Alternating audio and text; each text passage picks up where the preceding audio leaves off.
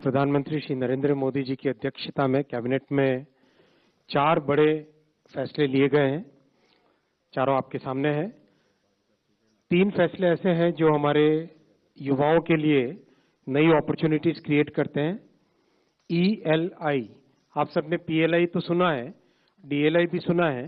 ये है employment linked incentive, ELI। 1,07,000 crore रुपए का ये प्रोग्राम है, मैं डिटेल में बताऊंगा। दूसरा, हमारे युवकों के लिए, नवयुवकों के लिए रिसर्च एंड डेवलपमेंट में नई अपॉर्चुनिटीज बने, उनके आइडियाज को प्रोडक्ट स्टेज तक ले जाने की एक फैसिलिटी बने और बहुत सारी अपॉर्चुनिटीज, जो बहुत सारे थॉट्स जो यूथ के माइंड में होते हैं, उसको चैनलाइज करने के लिए research development and innovation scheme 1 lakh crore rupees का ये प्रोग्राम है। प्रधानमंत्री जी का जय अनुसंधान का आपने सुना है, वो फोकस इस स्कीम में रिफ्लेक्ट होता है। तीसरा, नेशनल स्पोर्ट्स पॉलिसी। आप सबने देखा है इन 10 वर्षों में स्पोर्ट्स में कितनी बड़ी एक उपलब्धि हासिल हुई है। चौथा प्रोजेक्ट है इंफ्रास्ट्रक्चर का, परमकुड़ी से Ramanathapuram national highway 1853 crore rupees का 4 लेनिंग। इन चारों के बारे में आपको अब मैं एक एक करके डिटेल्स में बताऊंगा। साथियों, माननीय वित्त मंत्री जी ने एक एम्प्लॉयमेंट लिंक्ड स्कीम के बारे में बहुत क्लियर एक पैकेज की घोषणा की थी। उसके बाद में इस पे काफी अच्छा काम हुआ और डिटेल में जितना इंडस्ट्री के साथ चर्चा करके, सबके साथ कंसल्टेशन करके एक बहुत ही अच्छी स्कीम बनी है, कॉम्प्रिहेंसिव स्कीम बनी है। यह है एम्प्लॉयमेंट लिंक्ड इंसेंटिव स्कीम। इसका फोकस मैन्युफैक्चरिंग सेक्टर पे रहेगा। ELI will be focused on the manufacturing sector. इसके 2 पार्ट्स हैं।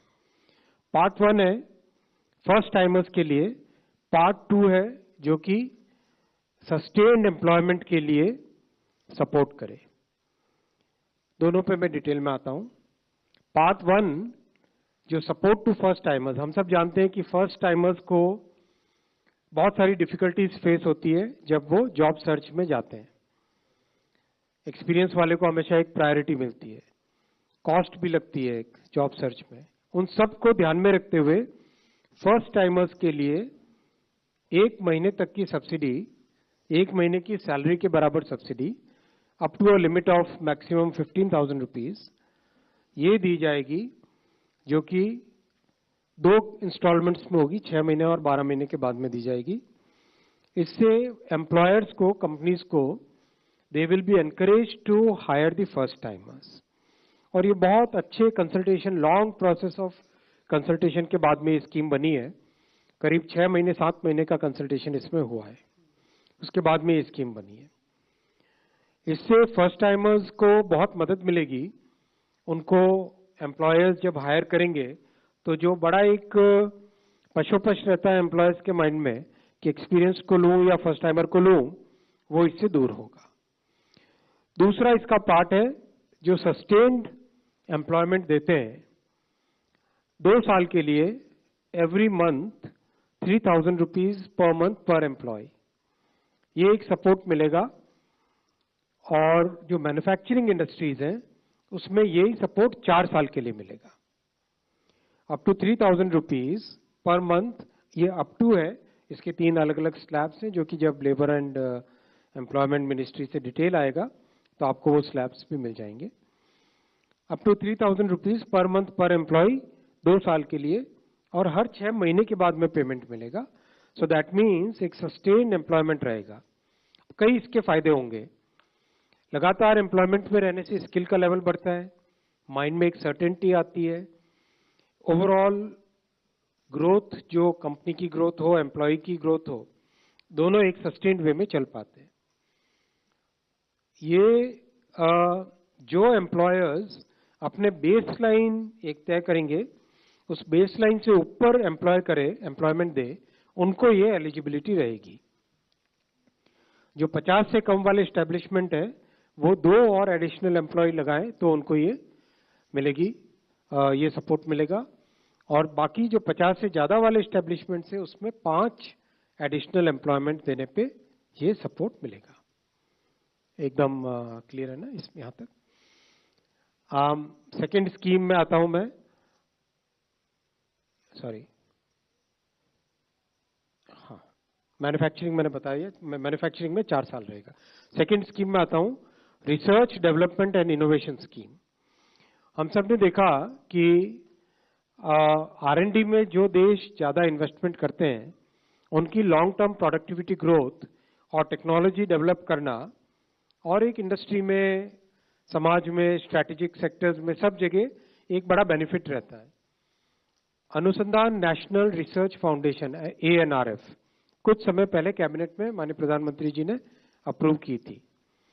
ANRF ने देश दुनिया में लंबे कंसल्टेशन किए, कई ऐसे देशों के प्रोग्राम्स भी स्टडी किए, जैसे इजराइल का प्रोग्राम है, जैसे US का प्रोग्राम है, जहाँ पे सिंगापुर का प्रोग्राम है, जर्मनी का प्रोग्राम है, जिसमें रिसर्च से प्रोडक्ट तक ले जाने का एक बहुत अच्छा रोड मैप बना हुआ है। रिसर्च से प्रोडक्ट तक ले जाने का एक अच्छा रोड मैप बना हुआ है। उस रोड मैप, उस लर्निंग और उस कंसल्टेशन के बेसिस पे ये प्रोग्राम बनाया गया है, जिससे कि प्राइवेट सेक्टर जो आज की इकोनॉमी और भविष्य की इकोनॉमी में इम्पोर्टेंट सेक्टर्स हैं, उन सब डोमेन्स में रिसर्च करने के लिए और रिसर्च के बाद में उसको प्रोडक्ट लेवल तक ले जाने के लिए सपोर्ट इसमें दिया जाएगा।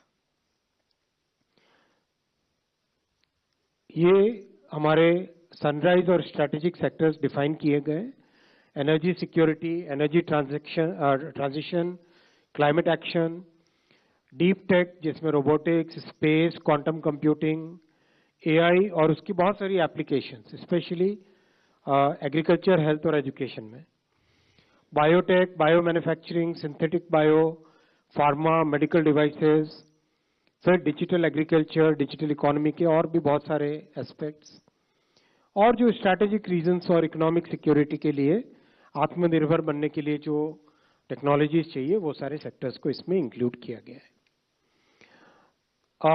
इसका स्ट्रक्चर इस तरह से होगा,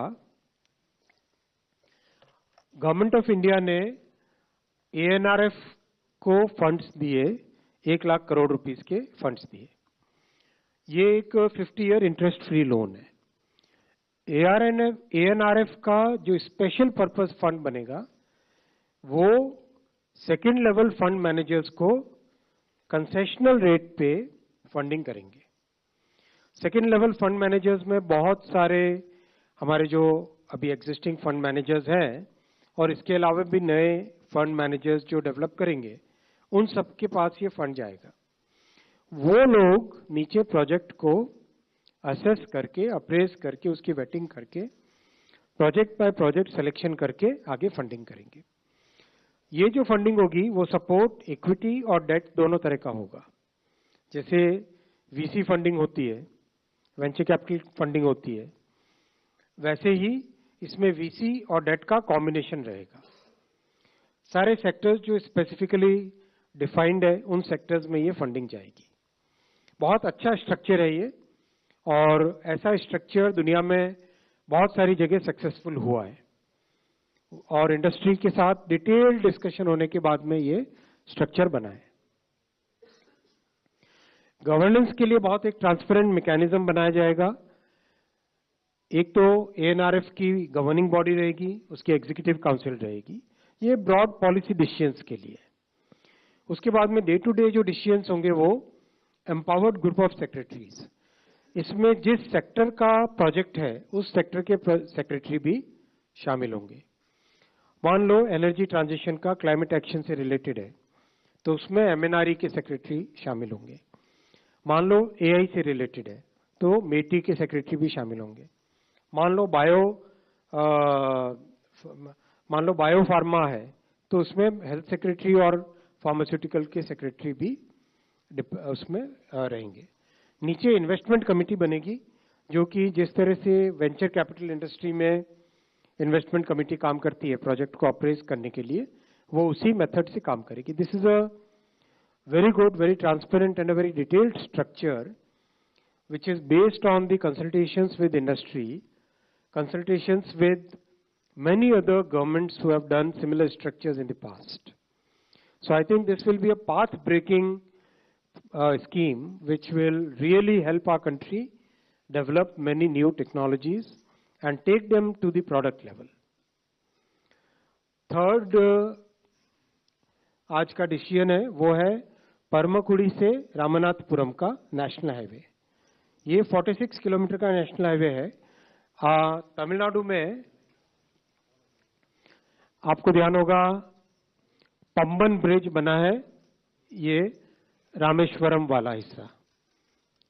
उसके साथ ही एक ऑलरेडी नेशनल हाईवे की 2 लेन रोड है, वो कनेक्ट करती है मदुराई को।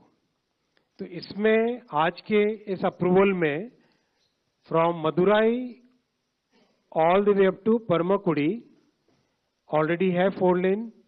परमकुड़ी से आगे रामनाथपुरम तक 4 लेन का प्रपोजल है, और उसके आगे जो सी वाला पोर्शन रहेगा, समुद्र वाला पोर्शन रहेगा धनुषकोडी तक जाने का, that is a DPR under preparation. उसकी डीपीआर अभी ऑलरेडी बन रही है, so that will also very soon come to the cabinet. So this way जो तमिलनाडु के इस कोस्टल एरिया में लोगों की बहुत लंबे समय से डिमांड थी, पंबन ब्रिज के टाइम में भी लोगों ने डिमांड की थी कि हाईवे का भी 4 लेनिंग होना चाहिए, वो डिमांड यहाँ से पूरी होती है। और एक अच्छा Rameswaram has become a very very important, हमारे श्रद्धा का, कल्चर का, भक्ति का तो बहुत बड़ा सेंटर है ही है, और देश विदेश से, दुनिया से लोग यहाँ पे लगातार आ रहे हैं। तो Pamban bridge plus this highway will become a major connectivity to Rameswaram.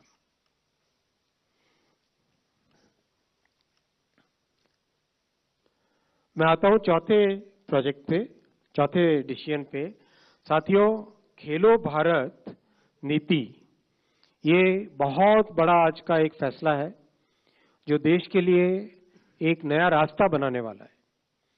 माननीय प्रधानमंत्री जी ने इन 11 वर्षों में स्पोर्ट्स पे एक अलग तरीके से ध्यान देके, और विशेषकर ग्रामीण क्षेत्रों में जो टैलेंट है उसको आगे लाने का एक सिस्टमेटिक तरीके से आगे लाने का प्रयास किया है। उसी कड़ी में ये आज स्पोर्ट्स की पॉलिसी खेलो भारत नीति बनी है।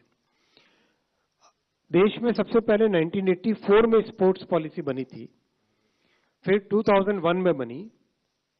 2001 का जो एक्सपीरियंस रहा पिछले 20 वर्षों का, और इन 10 वर्षों में जो सुधार हुए, उसके बेसिस पे 2025 में आज नई पॉलिसी बनी, अप्रूव हुई, जो कि स्पोर्ट्स के होलिस्टिक डेवलपमेंट के लिए काम में आएगी। हम सब जानते हैं कि हमारे सामने एक विकसित भारत का बड़ा एक गोल रखा हुआ है प्रधानमंत्री जी ने पूरे देश के सामने। इस विकसित भारत को इंक्लूसिव बनाना है, और इसके जितने भी आयाम हैं, चाहे एजुकेशन हो, चाहे स्पोर्ट्स हो, चाहे टेक्नोलॉजी हो, चाहे मैन्युफैक्चरिंग हो, चाहे स्टार्टअप इकोसिस्टम हो, एग्रीकल्चर हो, फार्मास्यूटिकल्स हो, हर क्षेत्र में नए इनिशिएटिव्स लिए जा रहे हैं। खेलो भारत नीति के मेजर ऑब्जेक्टिव रहेगा कैसे भारत 2047 तक टॉप 5 स्पोर्टिंग नेशंस में गिनती हो भारत की। ये इसका ओवरऑल एक बड़ा ऑब्जेक्टिव रहेगा।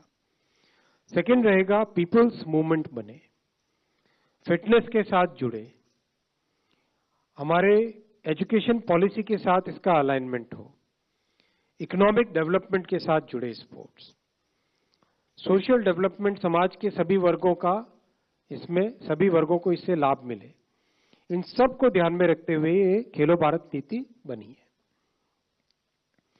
इसका सबसे पहला कंटूर वो है कैसे हम देश को, देश के स्पोर्ट्स को, स्पोर्ट्स पर्सन्स को एक्सीलेंस में लाएं। और इसका बहुत अच्छा एक मेथोडिकल सिस्टम बनाया गया है। सबसे पहला इसका एलिमेंट है टैलेंट को आइडेंटिफाई करना, ग्रामीण क्षेत्रों में, रूरल एरियाज में, शहरों में, सब जगह टैलेंट को आइडेंटिफाई करना। सेकंड, टैलेंट को नर्चर करना, ट्रेनिंग के थ्रू, बेटर इंफ्रास्ट्रक्चर के थ्रू, फैसिलिटीज के थ्रू, कोचिंग के थ्रू एक प्रॉपर वे में साइंटिफिक तरीके से टैलेंट को नर्चर करना। तीसरा, कंटिन्यूसली अपॉर्चुनिटीज देना, उसके लिए एक लीग कल्चर बनेगा। ब्लॉक से लेके नेशनल लेवल तक, इंटरनेशनल लेवल तक हर एक स्पोर्ट में लीग्स बनाई जाएंगी। जैसे ऑलरेडी कई स्पोर्ट्स में, 13 स्पोर्ट्स में ऑलरेडी लीग्स है। लीग होने से लगातार खिलाड़ियों को कंपटीशन का हिस्सा बनने की अपॉर्चुनिटी मिलती है, पार्टिसिपेशन करने का मौका मिलता है। लगातार पार्टिसिपेशन करने से स्किल लेवल बढ़ता है, कॉम्पिटेंसी बढ़ती है और एक डेवलपमेंट ग्रोथ होती है। स्पोर्ट्स के पर्सन्स की एक रेपोजिटरी बनाई जाएगी और स्पोर्ट्स के इंफ्रास्ट्रक्चर की रेपोजिटरी बनेगी, कहां पे क्या जरूरत है। तो इस तरह से excellence right from talent identification से लेके नर्चरिंग तक, कोचिंग तक, इंफ्रास्ट्रक्चर लेने तक, स्पोर्ट्स साइकोलॉजी में ध्यान देकर एक प्रॉपर पूरा मेथोडिकल तरीके से एक्सीलेंस की तरफ पहुंचना, ये इसका पहला कंटूर है, पहला पिलर है। सेकंड पिलर है इकोनॉमिक डेवलपमेंट स्पोर्ट्स के माध्यम से। स्पोर्ट्स टूरिज्म अपने आप में एक बड़ी चीज होती है। जब भी वर्ल्ड कप होता है कितने लोग ट्रैवल करते हैं, आईपीएल का मैच होता है कितने लोग ट्रैवल करते हैं, फुटबॉल का, सॉकर का बड़ा मैच होता है कितने लोग ट्रैवल करते हैं। तो स्पोर्ट्स टूरिज्म हब भारत बने और जो स्पोर्ट्स के इक्विपमेंट जितने भी यूज होते हैं, इक्विपमेंट में बड़े इक्विपमेंट, कॉम्प्लेक्स इक्विपमेंट से लेके सिंपल जो स्पोर्ट्स के खेलने में उपयोग में आने वाले सामान है, उन सब की मैन्युफैक्चरिंग भारत में हो, आत्मनिर्भर भारत की फिलॉसफी के तहत। फिर इनोवेशन, कई नए तरह के एक्सपेरिमेंट्स होते हैं, इनोवेशन के लिए इंक्यूबेटर्स बने। चौथा, जो डाइवर्सिटी है हमारी भारत में, हर अलग अलग जगह अलग अलग तरह के फिजिकल और जियो फिजिकल पैरामीटर्स हैं। कहीं पे बीचीज है, कहीं पे पहाड़ है, कहीं पे डेजर्ट है, तो कहीं पे रिवर्स है। इन सब का उपयोग करके कैसे हम स्पोर्ट्स का डेवलपमेंट करें, वो भी इस नीति का हिस्सा रहेगा। तीसरा पिलर है इसका सोशल डेवलपमेंट। आप सब जानते हैं कि भारतीय जनता पार्टी मूल विचार है अंत्योदय का, सबको साथ लेके सबको आगे बढ़ाने का, और प्रधानमंत्री जी ने इसको सबका साथ सबका विकास के नाम से आगे लेके आए। तो इसमें इंक्लूसिव डेवलपमेंट हमारे लिए बहुत इंपॉर्टेंट रहेगा। जो इकोनॉमिकली वीकर सेक्शंस हैं, महिलाएं हैं, ट्राइबल है, इन सब के लिए स्पोर्ट्स की फैसिलिटीज डेवलप करनी। फिर इंडिजिनस स्पोर्ट्स, हमारे भारत के कई ऐसे पुराने प्राचीन समय से पॉपुलर स्पोर्ट्स हैं, उनको आगे लेके आना। फिर एक वायबल करियर बनाना स्पोर्ट्स को, और बहुत सारे वॉलंटियरिंग प्रोग्राम्स बनाना। चौथा, इसका नीति का चौथा पिलर है पीपल्स मूवमेंट बनाना स्पोर्ट्स को। किस तरह से जनता भागीदार बने, और इसमें हम सब भी भागीदार बन सकते हैं। अपने वजन को कम करें, चाहे 10,000 स्टेप्स डेली का एक टारगेट लेके चले, और वजन को कम, मैं किसी की तरफ देख नहीं रहा हूं। फिर फिटनेस की रैंकिंग हो, फिटनेस की इंडेक्सिंग हो, स्कूल्स में, वर्क प्लेसेस में, सब जगह स्पोर्ट्स की फैसिलिटीज मैक्सिमम लोगों को मिले, एक्सेसिबल हो। Fitness programmes, yoga challenge, family sports weekends, एक तरीके से जैसा कई सोसाइटीज में देखा हमने कि स्पोर्ट्स एक जिंदगी का हिस्सा है, वैसा ही भारत में बनाने का इसमें प्रयास रहेगा इस नीति के तहत। फिफ्थ एंड फाइनल पिलर है नेशनल एजुकेशन पॉलिसी के साथ अलाइनमेंट। आप सब जानते हैं कि नेशनल एजुकेशन पॉलिसी एक पाथ ब्रेकिंग पॉलिसी है, जिससे देश के युवाओं के लिए कई नए तरह के अपॉर्चुनिटीज बन रही है। और एक पुराना जो ढांचा था जिसमें 3-4 स्ट्रीम्स के अंदर बंद के रहना पड़ता था, उससे बाहर निकलने का मौका है। तो स्पोर्ट्स को भी एनईपी से अलाइन करके किस तरह से स्कूल के करिकुलम में एजुकेशन का हिस्सा बन जाए स्पोर्ट्स, वो व्यवस्था भी इसमें रहेगी। इस पूरे पॉलिसी को इम्प्लीमेंट करने के लिए एक अच्छा फ्रेमवर्क बनाया गया है, जिसमें स्पोर्ट्स के गवर्नेंस से रिलेटेड, टेक्नोलॉजी यूज करने का और डेटा ड्रिवन मॉनिटरिंग और इम्प्लीमेंटेशन, और हर जगह पीपीपी सीएसआर का स्पोर्ट्स में इंक्लूड करना, जिससे कि सभी का पार्टिसिपेशन हो सके। इस पूरे प्रोसेस में बहुत बड़ा कंसल्टेशन प्रोसेस लगा है, और इसके आगे इम्प्लीमेंटेशन के दौरान भी कंसल्टेशन आगे होगा, और सारे के सारे मिनिस्ट्रीज, डिपार्टमेंट्स, राज्य सरकार सबको कंसल्ट करके होल ऑफ द गवर्नमेंट के अप्रोच के साथ इसको इम्प्लीमेंट करेंगे।